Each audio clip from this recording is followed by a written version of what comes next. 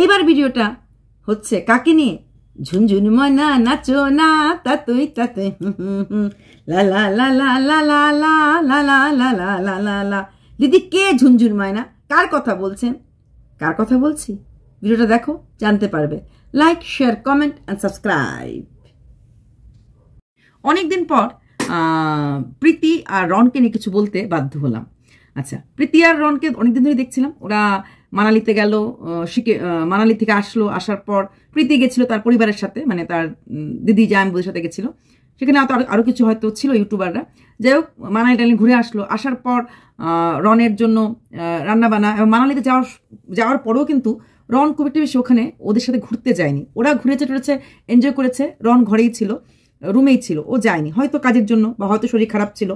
তারপর ওইখান থেকে আসার পর প্রীতির একটা শুটিং ছিল, দেখলাম শুটিং ছিল ঝুনঝুন ময়না না না তাতুই তাতুই আরুষির সাথে। আরুষি যখনই কোনো গান লঞ্চ করে, অ্যালবাম লঞ্চ করে, তো সেখানে নাচের পার্টনার হিসেবে সবসময় প্রীতিকে নেয়। এইবারও কোনো অন্যথা হয় নাই, প্রীতিকেই নিয়েছে অ্যাজ এ পার্টনার হিসাবে।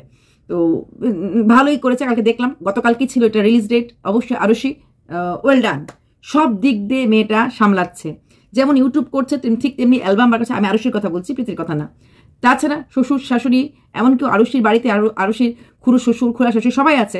সবার সাথে মিলেমিশে সংসার করার যে একটা আনন্দ, এটা কিন্তু আরুষি দেখিয়ে দিয়েছে। এবং বিয়ের পর 1 বছর শাখাপলা না খুলে বিভিন্ন স্টেজ প্রোগ্রাম, স্টেজ শো এবং বিভিন্ন ওয়েস্টার্ন ড্রেস পরেও কিন্তু শাখাপলাটা পরে কী করে ম্যানেজ করা যায় ও দেখিয়ে দিয়েছে। মানুষের যখন খারাপটা বলি, ভালোটা বলতে আপত্তি কী? তো তারপরে প্রীতি ওটা করেছে, এবং সেখান থেকে ওই শোটা করার দিন, মানে শোটা না, অ্যালবামটা যেদিন শুট হচ্ছিল, সেদিন দেখা গেল প্রীতি গেছে ওর মাসির শাশুড়ির বাড়িতে। ভালো লাগলো, ওখানে ওর দেওয়ার টেওয়ারা ছিল, বৌদি বলে কথা, বেশ মজা করেছে। মাসি মেশোর কথা বারবারই কিন্তু প্রীতির রায়বাঘিনীর অন্যদিনই বলছিল। ওইখানে শুনতে পেলাম যে রনের একটা সমস্যা চলছে, মানে হেলথের দিক থেকে। তো বললো ডাক্তার দেখিও। তখন প্রীতি বললো, হ্যাঁ তোমার যখন বলেছো ব্যাপারটা তাহলে এখন সিরিয়াস, বুঝতে পারছি, ডাক্তার দেখাতে লাগবে। যতটা বাচ্চা বাচ্চা ভাব নিয়ে প্রীতি দেখায়, ততটা বাচ্চা বাচ্চা ভাব কিন্তু রিয়েল লাইফে না। এটা বোঝা যায় যখন ওর কল রেকর্ডিংগুলি শোনা গেছিল। বেশ পরিষ্কার পরিচ্ছন্নভাবে নিজের বক্তব্যগুলি বলেছিল। তারপর দেখো, আরেকটা কথা না বললেই না, সেদিন মানালি থেকে আসার কিছুদিন পর প্রীতি রান্না করছিল। তো রান্নাটা মোটামুটি করেছে, খালি চিংড়ি মাছ ছিল, সেটাও বাঁচতে পারিনি, হয়তো অনেকটা সময় লেগেছে।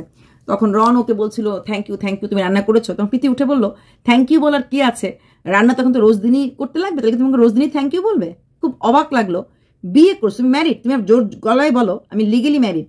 তো বিয়ে করলে সংসার করবে, সংসার করলে রান্না বান্না করতে লাগবে, তো এখানে তোমার থ্যাংক ইউ বলার কিছু নেই। তোমার জন্য রান্না করছো, রনের জন্য রান্না করছো, তুমি না, তোমার মতো সমস্ত ভারতীয় নারী বলাটা ভুল, সমস্ত নারীরাই করে। আফটার বিয়ের আগে মার উপরে থাকা যায়, বাট আফটার ম্যারিজ সমস্ত মেয়েরা রান্না করে। তারপরে আবার বললো যে আমার কিছু লাগে না গো, তুমি একটু ভালোভাবে কথা বললি হয়, আমার তাতেই খুশি হয়ে যাই। তখন রন আবার বললো, হ্যাঁ আমি বুঝি সেটা, কিন্তু মাঝে মাঝে আমি নিজেকে ধরে রাখতে পারি না, কোনো কারণে হয়তো প্রীতির সাথে হয়তো রাগারাগি করে, বা কোনো কারণে হয়তো রাগারাগি হয়ে যায়। এবং এটা বলেছে, আমি বুঝি সেটা, কিন্তু আমি রাখতে পারি না। কি করবো বলো, আমার কষ্ট, আমার দুঃখ, সেটা আমার ভেতরে আছে। এই যে রন যে ভালো নেই, রনের যে কষ্ট দুঃখ আছে, ও কিন্তু বলে দিল ওই একটা ছোট্ট লাইনের মধ্যে, আমার কষ্ট আমার দুঃখ সেটা আমি বুঝি। প্রীতি খুব সুন্দর বুঝিয়েছে। তাহলে আর কি সংসার হলো? তোমার কষ্ট তোমার দুঃখটা যদি শুধু তোমারই হয়, সেটা কোনো অংশীদার আমি হতে নাই পারি, তাহলে কিসের আমরা ফ্যামিলি লাইফ হলো? এটাও সত্যি। কিন্তু সত্যি কি তুমি তার দুঃখের অংশীদার হতে পেরেছো? তুমি যেভাবে আলাদা থাকছো, এখন ওর সাথে থাকছো, দিদি দিদি দিদি করছো, রনেরও দিদি আছে, ওরও হয়তো মনে পড়ে, যতই খারাপ, দিদি তো হঠাৎ করে খারাপ হতে পারে না, হঠাৎ করে তার এতটা মিল থেকে অমিল হয়ে যেতে পারে না। তোমার বোনপুকে তুমি ভালোবাসছো, রনেরও তো ভাগনা আছে, তুমি বললে আমি কি ভালোবাসিনি? ভালোবেসেছো, কিন্তু রনেরকে একটু মনে পড়ে না, কিন্তু বুঝবো পাষাণ নিষ্ঠুর। তুমি তোমার মা বাবাকে, আজকে ভিডিও দেখলাম, মা বলো 1 মাস পরে এসছি, কতদিন পরে এসছি, কবে থেকে যাবো বলছি, দিদি বলছে আমিও যাবো, তার জন্য হয়নি, এই 4 দিন 5 দিন করে কতদিন পরে এসছি, 1 মাস পরে বলো মা, 1 মাস পরে এসেছি। মাও বলছে হ্যাঁ তোরা কতদিন পরে আসলি। 1 মাস পরে এসে যেখানে তোমার মার সাথে তোমার রেগুলার কথা হচ্ছে, দিদির সঙ্গে যেখানে যাওয়া হচ্ছে, সেখানে ওর বাড়ির থেকে, যে বাড়িটা কিন্তু মোটামুটি জয়েন্ট ফ্যামিলি, কারণ তোমার জেঠা শ্বশুরের বাড়িও পাশাপাশি আছে, তোমার ওই ফাদার আর মাদার এদের বাড়িও পাশাপাশি আছে, মানে এক গলিতে। সবাইকে ছেড়ে, সেই মহল্লা ছেড়ে, আর যেই মা ওকে এতটা ভালোবাসতো, কারণ রন হবার আগে উনি একটা সন্তান হারিয়েছেন, এতটা ভালোবাসতো, সেই মাকে ছেড়ে চলে এসেছে। যত কিছু হোক না কেন ওর তো একটু কষ্ট হবেই। আর তুমি মানে যেতে পারোনি কেন বাপের বাড়িতে? কারণ তুমি ঘুরতে গেছিলে মানালি, এইসব জায়গা, সিকিম, মানালি। ওখান থেকে আসার পর তুমি কয়েকদিন ওর সাথে ছিলে, তাই তো? তার মধ্যে তোমার ছিল শুটিং।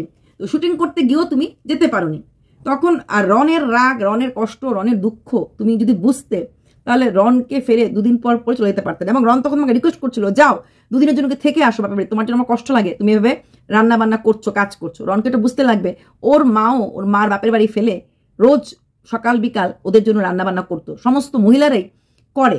বিয়ের পর মেয়েরা শ্বশুরবাড়িতে যাবে বা স্বামীর ঘর করবে, এবং সেখানে যাওয়ার পর যদি নিজে যারা রান্না করে না, বড় বড় সেলিব্রিটিরা, বড় বড় ফিল্ম স্টাররা, ওরা কিন্তু দেখে যে ঘর দুটো ঠিক আছে। ওরা বছর বেশি দেখে।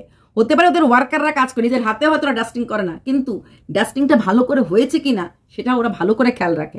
ওদের বাড়িতে পার্টি ফার্টি লেগেই থাকে, তাই ওদের ঘর দরজাটা আরো বেশি সৌন্দর্য করে রাখতে লাগে। সেখানে প্রীতি তো শুধু রান্নাই করছে, এমনি তো কিছু না, ঘর দরজা তো গোছাতে লাগছে না। তো সেখানে প্রীতি তোমাকেও বুঝতে লাগবে যে তুমি রনকে কতটা কাভার আপ করতে পেরেছো। তারপর যেটা আজকে ভিডিও দেখলাম, কালকে হয়তো পাবদা মাছ রান্না করে ওরা আবার 2 দিন থেকে 3 দিন বাপের বাড়িতে থাকতে গেছে। আবার বলছে, তোমাকে আমি প্রচন্ডভাবে মিস করি, জানি না তোমাকে আর কেউ মিস করে কিনা আমার মতো। নিশ্চয়ই মা মিস করবে। মা মিস করবে না? রনের মা খেতে বসে 2 ফোঁটা চোখের জল পড়বে না? হতেই পারে না, হতেই পারে না।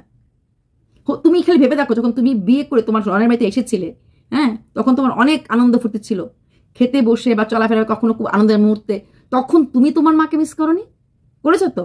ঠিক তেমনি রনের মা এত বড় বাড়িটা, দোতলা বাড়িটা, খালি ঘর, যেই ঘরগুলিতে তুমি আর রন থাকতে, সেই জায়গাতে গিয়ে এই মার মিস হবে না? বা উনি কখনো ওই জায়গাতে ঘর ঝাড়ু দিতে বা ঘর মুছতে কখনো ওঠে না উপরে? উঠবেন, মিস করবেন। হয়তো উনি কাউকে কেঁদে বলতেও পারবে না যে আমার ছেলের বউ নেই। বউয়ের জন্য না হলো ছেলের জন্য তো কান্না করবে, এটাই তো স্বাভাবিক। রন গেল সেদিন, দেখলাম পরশুদিন বোধহয় গেল, বা পরশুদিন আগের দিন বোধহয় তুমি ভিডিও ছেড়েছিলে। রন গেছে বাড়িতে, তার কোনোটা কাজের জিনিসপত্র রয়ে গেছে, আনতে গেছে। তুমি বলে যাওয়ার সময়, তুমি বাড়িতে যাচ্ছ বলে আমার খুব টেনশন হচ্ছে, ওই আগের বার যখন গেছিলে বিশালটা ঐতিহাসিক ব্যাপার হয়ে গেছিল, তো এইবার যেন কোনো কিছু না হয়। তারপর রন এসেছে, কোনো কিছু হয়নি, মানে শান্তভাবে হয়ে গেছে। এবং তুমি এটাও বলেছো যে মানে বাড়িতে ডিসকাস করেও গেছে, হয়তো বাড়ির অন্য ব্যক্তি বলেছে, হয়তো কাউকে বলেছে যে আমি আসছি, এই কাগজগুলো নেবো, হয়তো এরকম কিছু বলেছে, কোনো অসুবিধা নেই কিনা, হয়তো বলে চলেই গেছে, যেহেতু তো ভাইটাই তো আছে, হয়তো ওরা বলেছে ঠিক আছে আয় আমরা আছি, এমন তো হয়, তাই গেছে। তুমিও তো পারতে প্রীতি চলে যেতে রনের সাথে, তোমাকে তাড়িয়ে নিশ্চয়ই তো না। রনের বাড়িতে না ঢুকতে, জেঠুর বাড়িতে ঢুকতে, যদি তোমার মনে রনের বাড়িতে ঢুকলে ঝগড়া হতে পারে, তোমার শান্তি হতে পারে, বা ওই ফাদার মাদার বাড়িতে ঢুকতে, তোমার বাড়িতে ঢুকা বা তোমার দিদির বাড়িতে ঢুকতে রন কখনো ইতস্তত করে না। তুমি যদি রনের মাসির বাড়িতে যেতে পারো, রনের সেই ফাদার মাদার বাড়িতে যেতে, যদি রনের বাড়িতে ঢুকতে তুমি নাই পারো, সেটা না করে তুমি চলে গেলো দিদির বাড়ি, সেখান থেকে দিদি ননদের বাড়ি, সেখানে কোথায় কি শুটের কথা আছে না কি আছে, কোথায় তুমি বলছো তোমার শাড়ি নেই কি নেই, এগুলি বলতে শুরু করলে, সেসব করতে শুরু করলে। কিন্তু সেদিন তুমি বলতো টেনশন হচ্ছে, কোনো সারাদিন আমার কোনো কাজই হলো না, বললো মুখটা শুটিং করার কথা, আমিও রাজি হলাম, কিন্তু শাড়ি হলো না, হয়তো এটা পরে হবে, এগুলো তুমি বলেছো ঠিক আছে। কিন্তু ওইটা দিন যদি চলে যেতে সেই রনের বাড়িতে, ওর অ্যাটলিস্ট ওর বাড়িতে তুমি ঢুকতে না, ফাদার মাদার বাড়িতে যেতে, এটা কি খুব খারাপ হতো কিছু, বা খুব অন্যায় হতো? তোমাকেও ভালোবাসে মারাত্মক, মানলাম। তোমার শ্বশুর বাড়িতে তোমার রাগ আছে, সবকিছু মানলাম। মাসি শাশুড়ি বাড়িতে গেছো তো, মাসি শাশুড়ির সাথে কথা বলেছে তো, তাহলে ফাদার মাদার সাথে কথা বলতে, ফাদার মাদার কিছু ভালো লাগে একটু তো দাদার বাড়িতে কথা বলতে, তাহলে সেখানে তো কোনো আপত্তি ছিল না, সেখানে কোনো আপত্তি ছিল না, তো গেলে না কেন? একটা তুমি বুঝতে পারছো রন কষ্ট পাচ্ছে, রনের রাগ সামলাতে পারছে না, ও কোনো কারণে রেগে যাচ্ছে, পরিবারকে মিস করছে, বা হতে পারে যেই বাড়িটা নিজের টাকায় করেছে হ্যান সে বাড়িতে নেই, নানা রকম কারণ হতে পারে, যেই কারণেই ও রাগ আছে, সেই রাগটাকে একটু কমানোর জন্য ব্যাপারটাকে তোমার থাকো আলাদা, খাও আলাদা, মেশা, অ্যাটলিস্ট আসা যাওয়ার মতো করে একটা একটা মামুলি সম্পর্ক রেখে থাকতে তো পারতে, একটা মামুলি সম্পর্ক রেখে থাকতে তো পারতে, যে হ্যাঁ আসা যেমন থাকবে, কথা মাঝে মাঝে হবে, যখন ইচ্ছা আসবে, আমরা ঘুমতে ঘুটে হ্যালো শাশুড়ি মাকে কেমন আছো বলতে লাগবে না, কিন্তু মিনিমাম একটা রিলেশন থাকবে। ও অনুষ্ঠানটা অনেক বাড়ি থাকে, করতে তো পারতে, করলে না তো। তোমার ঝুনঝুন মনের নাচটা এত ভালো করেছো, এত সুন্দর করেছো, এত পারফেক্ট করেছো, হ্যাঁ ওয়াও ছাড়া কোনো ওয়ার্ড আসে না। তুমি বলেছো তোমার এত ঝড়ঝাপটার মধ্যেও, যেহেতু আরুষির কোনো গান যখন পাঠায় করার কথা বলে তুমি না করতে পারো না, প্রত্যেকটা গানই খুব ভালো থাকে, তুমি খুব গুছিয়ে কথা বলতে পারো, খুব সুন্দরভাবে কথা বলো, বাচ্চা বাচ্চা ভাব দেখো, বাচ্চা মেয়ে, কিন্তু কথা বলার সময় ভীষণ মানে ক্লিয়ার পয়েন্ট ওয়াইজ কথা বলো, সেটার মধ্যে কোনো রকম মানে কাটছাট থাকে না, দারুণভাবে কথাবার্তা বলো। হ্যাঁ, তো সেখানে তুমি পারতে, যেভাবে নাচের মধ্যে যেভাবে তুমি ভালো করে কমিউনিকেট করো, পারফেকশনিস্ট দেখাও, জীবনের সম্পর্কগুলি মানাতে গেলেও কি কখনো একটু পারফেকশনিস্ট হতে লাগে? যে না, ওর বাড়িতেও গেছে, ঠিক আছে, আমি সাথে কোম্পানি দিলাম, ওরও ভালো লাগলো, অনেকটা রাস্তা বাইকে যেতে লাগবে, সেই রাস্তাটা তো আমি গেলাম, আর গিয়ে আমি না ঢুকলাম না, ওর কাজ করতে বাড়িতে গেল, আমি ওদের বাড়ি থেকে তোমাকে বার করে দেবে না, তোমাকে একজন মারপিটটা হবে না, তো সেখানেই গেলাম, তো দেখা গেল আস্তে আস্তে মিনিমাইজ হয়ে গেল ব্যাপারটা। সেই চেষ্টাটা তো তোমারও করতে লাগবে। রন তোমার সাথে তোমার ঝগড়া হওয়ার পর তুমি বললে তুমি আগে গেছো, মানে তুমি বলে রন আগে তোমার বাড়িতে গেছে, মিটমাট করেছে, তারপর তোমরা আবার এক হয়েছো। এবার তোমার সাথে রন তো আছে, আসল মাংস তোমার পাশে আছে। শ্বশুরবাড়ির সাথে মিটমাট না করো, অ্যাটলিস্ট ওদের সাথে একটু কথা বললে, দেখলে, গেলে, এটা হয়। এতে কি হবে, রনের ভেতরে যে স্ট্রেসটা আছে, যে রাগটা আছে, যে মানুষটাকে তুমি প্রচন্ড ভালোবাসো, তাকে তুমি স্ট্রেস ফ্রি করতে পারবে।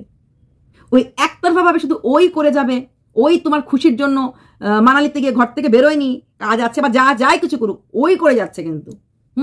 বউ আমার, তুমি চলে যাও বাপের বাড়িতে, কারণ তোমার রান্না বান্না করতে কষ্ট, এই তুমি চলে যাও বাপের বাড়িতে, রান্না বান্না করে ওকে তো খেতে লাগে, জিনিস আনিয়েই খাক আর রান্নাবান্না করে থাক, ওকে থাকতেও লাগছে, ওকে খেতেও লাগছে, ওর কিন্তু যাওয়ার জায়গা নেই, কারণ ও কাজের মধ্যে ডুবে থাকছে, কারণ ওকে ওর সংসার রান করতে হবে, নতুন একটা ব্যবসার দিকে ও চালাচ্ছে, চলছে, ওটার খেয়াল করতে লাগবে। যেমন আজকে দেখলাম তোমরা ফ্রিজ কিনতে গেলে, কিন্তু ফ্রিজটা পেলে না যেরকম দরকার, না দরকার, বাপের বাড়ি যেরকম ফ্রিজ কিনে দিয়েছো, সুন্দর কিনে দিয়েছো, হ্যাঁ, বাবা দেখো আজকে দিদিকে সুন্দর বকা দিয়েছে, তুই ঝগড়া করিস কেন, তোর গলায় কি চুলকায় নাকি, খুব সুন্দর কথাটা বলেছে। বাবা মারা এইভাবেই সন্তানকে বোঝায় যে কোনো ভুল কাজ করো না, কোনো কিছু করো না। হ্যাঁ, তখন তুমি বলে কেন তোমরা ঝগড়া করো না? তোমার মা কিন্তু চুপ ছিল, তোমার মা কোনোদিন কোনো জায়গাতে কোনো বেশি কথা বলে না, আমি দেখেছি, কোনো ব্যাপারেই কথা বলে না। খালি যখন বলেছিলে তুমি কি মাছ রান্না করেছো, ইলিশ মাছ নাকি, তোমার মা উঠে বললো গরিব মানুষ ইলিশ মাছ পাবো কোত্থেকে। কথাটা শুনে না আমার ভেতরটা একটু কেমন জানি হয়ে গেল, কি সুন্দর করে উনি সাবলীল ভাবে বলে দিল গরিব মানুষ ইলিশ মাছ পাবো কোত্থেকে। তুমি উঠে বললে কালকে ইলিশ মাছ নিয়ে এসো, তার মানে তুমি টাকা দেবে হয়তো বা ইলিশ মাছ আনার জন্য। হ্যাঁ, এটা খুব ভালো কাজ করছো। মা বাবা, তোমার মা অনেক কষ্ট করেছে, বাবা ছিল না দেশে, দেশের বাইরে একটা হাজবেন্ড থাকা আর দুটো মেয়েকে নিয়ে একা এরকম গ্রামের জায়গায় থাকা, এটা অনেক অনেক মানে ভালো কাজ উনি করেছেন। দুটো মেয়েকে একা থেকেছেন তো, তারপরে বড় মেয়েটাকে বিয়েও দিয়েছেন, এবং তোমরা দুই মেয়ে মোটামুটি ভালো পরিবারে বিয়ে হয়েছে, তোমারও ভালো পরিবারে বিয়ে হয়েছে, তোমার দিদিটা তো অ্যারেঞ্জ ম্যারেজ, তাও কিন্তু তোমার দাদা ভাই যথেষ্ট ভালো, যথেষ্ট তোমাদের পরিবার জন্য করে, এবং যথেষ্ট তোমাদের দিদির কথাও বোঝে শোনে। দাদা ভাইয়ের সাথে তো বিয়েটা ভালো হয়েছে, আর তোমার তো বিয়ে তুমি নিজে করলো, তুমি বাস ভালো জায়গায় বিয়ে করেছো। হ্যাঁ, প্রথম কি করেছিল দিনে লাভ নেই, এখন তুমি খুব ভালো জায়গায় বিয়ে করেছো, সেখানে দাঁড়িয়ে সেই ভালো জায়গার সম্পর্কটা রেখে নেওয়া বা মানিয়ে নেওয়াটা কিন্তু তোমারও কর্তব্য কিছুটা হলো আছে। যদি তুমি রনকে ভালো রাখতে চাও, আর কি তোমাকে কেউ মিস করে না? তুমি কি বোঝাতে চাইছিলে? ওর মা ওর দিদি মিস করে না? করবে, সবকিছুই করবে, কিন্তু ওরা হয়তো আর ভয়ে সম্পর্কটাকে আর এগোতে মানে পারছে না, ভয়ে পারছে না, কারণ তুমি আবার কি না কি বলবে, তুমি আবার কি না কি করবে, এগুলোর ব্যাপার থাকবে। তো ভাইয়ের বউ অনেকটা হাই প্রোফাইল, যার এক কথায় পুরো সোশ্যাল মিডিয়া হাল্লা হয়ে যায়, সেই ভাইয়ের বউর সাথে ননদকে আমি ছেড়েই দিলাম, আমি কিন্তু শাশুড়ির কথা বলছি, ননদকে আমি ধরলাম না। উনি রায় ভাগেনি, উনি ঝগড়া করছেন, উনি ভাইকে মারতেছেন, উনিও মানে সুবোধ বালিকা নয়, তাই আমি ওনাকে ধরলাম না। আমি ধরেছি যেটা, সেটা হচ্ছে তোমাকে তোমার শাশুড়ি, ওনার দিকটা তুমি করতে পারতে। শাশুড়ি তুমি নিজেই বলেছো কল রেকর্ডিংয়ে, আমি কি বলেছি আমার শাশুড়ি আমার সাথে খারাপ ব্যবহার করে? আমি কি বলেছি শ্বশুর আমার সাথে খারাপ ব্যবহার করে? তুমি বলোনি, কিন্তু এখন তুমি দূরত্বটা অনেকটা রেখে দিয়েছো। তাই বললাম, ভালো থাকতে গেলে না একা থাকে ভালো থাকা যায় না, সবাইকে নিয়ে থাকলেই ভালো থাকা যায়। এবার আসছি তিথি তুষারের কথা। তিথি তুষারকে খুব ভালো লাগলো, ওরা থাইল্যান্ডে গেছে, গ্যাংটকে গেছে, আমার খুব দারুণ লাগলো। ওরা হানিমুন করতে গেছে। অনেকে বলছো বিয়ে কে আবার কি লিগেল ম্যারেজ হানিমুন করতে যায়? কেন লিগেল ম্যারেজ মানে কোর্ট ম্যারেজ কেন যেতে পারবে? তো লিগেলি ওয়াইফ হয়ে গেল, ওরা অনেকদিন একসাথে আছে। তাছাড়া এখন তো লিগেল যখন ম্যারেজ হয়ে গেছে, মানে রিয়েলি ওরা হাজবেন্ড এন্ড ওয়াইফ হয়ে গেল, কেন যেতে পারবে না হানিমুনে? এটা কি খারাপ কথা বলেছে যে কোথায় যাচ্ছ, কেন যাচ্ছ জিজ্ঞেস করেছে ওকে, তখন ও বলে দিয়েছে যে আমি যাচ্ছি, ইমিগ্রেশনের সময় বলে দিয়েছে আমি যাচ্ছি হানিমুন করতে। খারাপ কিছু বলেনি তো। তারপর ওখানে গেল, বেড়ালো, ভীষণ ভালো লাগলো। একটা সুন্দর কথা তিথি বললো, ও প্রচন্ড ভীতু, ও যে কোনো জন্তু জানা দেখলে ভয় পায়, এমনকি খরগোশকেও কোনো কোলে নেয়নি, কুকুর টুকুর করতে প্রশ্নই আসে না। সেখানে দাঁড়িয়ে ওকে ডেয়ার দিয়েছে তুষার, এবং ও গেছে গেসেরে বাঘকে টাচ করেছে। তো এটাও একটা দারুণ ব্যাপার আমার মনে হয়েছে, যে কখনো খরগোশ ধরেনি, খরগোশ ধরতে ভয় পায়, কোনো জন্তু কোনো রকম পশুকে ধরেনি, কোনো কিছু ধরে আদর করেনি, না বিড়াল না কুকুর, ও নিজেই বলছে। সেখানে কিন্তু ও বাঘকে ধরেছে, বাঘও যখন ও ধরেছে ঘম করে উঠেছে। অনেকে তোমরা বলছো যে কে আবার কোর্ট ম্যারেজ করার পর মঙ্গলসূত্র পরে, মঙ্গলসূত্রটা কিন্তু ওকে ওর কোর্ট ম্যারেজের দিনই ওকে তুষার গিফট করেছিল। আর ওই যে জোড়া যেটা পড়েছে, এটা হাতে, এটা নন বেঙ্গলিরা পরে, ঠিক আমাদের যেরকম শাখা পলাটা পড়তে লাগে, ভীষণ নিয়ম মানতে লাগে, শনি মঙ্গলবারে পড়তে নেই, হ্যান নেই তেন নেই, আমাদের তো নিয়ম আছে শাখা পলা ফট করে খোলা যায় না। ওদেরও কিন্তু এই জোড়াটার কিন্তু নাম থাকে, দিন থাকে, এতদিন রাখতে লাগবে, এতদিন পড়তে লাগবে, এটাও কিন্তু ওদের একটা বিশাল পবিত্র ব্যাপার। নিউ ম্যারিজের সাইন, যেরকম আমাদের 1 বছর খোলা যায় না, ওদের 1 বছর থাকে না। ওদের যখন এই জোড়াটা পড়ে না, ওদের একটা পঞ্জিকা কি পুরোহিত বা পণ্ডিতজি দিন বের করে, 3 দিন 7 দিন, কেউ 6 মাস, কেউ 1 বছর, যার যেরকম দিন পড়ে বা যে যেরকম ইচ্ছুক। নেই পণ্ডিতজি আমি 6 মাস রাখতে পারবো না, আমি তো শুটিং ফুটিং করি, আমাকে একটু কম দিন দিয়ে দিন, 3 দিন। আমার এক বন্ধুর মেয়ে, ও চাকরি করে, তো ও বলেছে আমি অতদিন পারবো না, আমাকে একটু দিনটা কর। তো ওর দিন পড়েছিল 7 দিন। ও প্রথম 7 দিন শাখা পলাও পড়েছিল, যেহেতু বাঙালি মেয়ে, বিয়ে করেছে রাজস্থানীর সাথে, তো ও জোড়াটা পড়েছিল, দুটোই একসাথে 7 দিন পড়েছিল। তো এটা হচ্ছে, এটা ম্যারিড ব্যাপার, কিন্তু ওদের এটা খুব মারাত্মক নিয়ম। কিন্তু আমরা জোড়াটা ফটকে বাঙালিরা পড়ে ফেলি যে ভাল লাগছে, নতুন বউ, এটা বউ ফিলিংস আসছে, নতুন ফিলিংস আসছে। এটা তো কোনো অন্যায় করেনি, তবে হ্যাঁ আমরা যেভাবে পড়ি ওরা পড়ে, ঠিক নন বেঙ্গলিরা যেরকম শাখা পলা পরে, ওরা ঠিক সেভাবে বোঝে না, ওরা ধুস ঠাস পড়ে ফেলে, কখন পড়ে না পড়ে। একটা শাখা পড়ে আমি দেখেছি আমার এক কলিগের বউ 1 শাখা পরে ঘুরছে, আমাদের তো 1 শাখা পড়ার নিয়ম নেই। তো আমি তখন বুঝালাম যে 1 শাখা পড়তে নেই, কিন্তু 1 শাখা পরে ঘুরছে, এক হাতে একটা শাখা, এক হাতে একটা পলা, এটা স্টাইল হয়ে গেছে। তো এরকম অনেক ব্যাপার থাকে যেটা আমরা যেরকম বুঝি না, ওরা সেরকম, মানে ওরাও ওই ব্যাপারটা ওটা বোঝে না। তাই জোড়াটা পরা যায়, কোর্ট ম্যারেজ করে, মানে হাজব্যান্ড ওয়াইফ হয়ে গেছে। আর ওরা তো ওইভাবে নন বেঙ্গলি নিয়ম মেনে পড়েনি, জাস্ট অ্যাজ এ চুরি পড়েছে, হাত ভর্তি চুরি, সুহাগান কা নিশান। কারণ শাখা পলাটা হয়তো রিয়েল ম্যারিজ হবে, ওরা তো সোশ্যাল ম্যারেজ করবেই, তখনও তো পড়বে।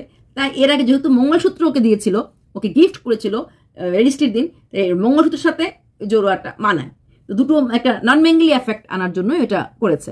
তো ভালো লেগেছে সত্যি, ওদের ভিডিওটা খুব ভালো লেগেছে, ওদের হানিমুন থাইল্যান্ডের জায়গাটা খুব ভালো লেগেছে। ভালো লেগেছে তিথির কথা, যে কোন অন্য মেয়েদের দিকে, মানে থাইল্যান্ড ব্যাংকের কথা মেয়েরা অন্যরকমভাবে থাকে, সেখানে তাকাচ্ছে না তুষার, ও বলছে দেখো দেখো, তারপরও দেখছে না, আবার বলছে কালকে ওর দিকে যাবো, তুমি তাকাবে না কিন্তু বলার পরে, যেটা হয় মেয়েদের খুনসুটি, যে আমার দিকে তাকাচ্ছে, অন্য করে তাকাচ্ছে।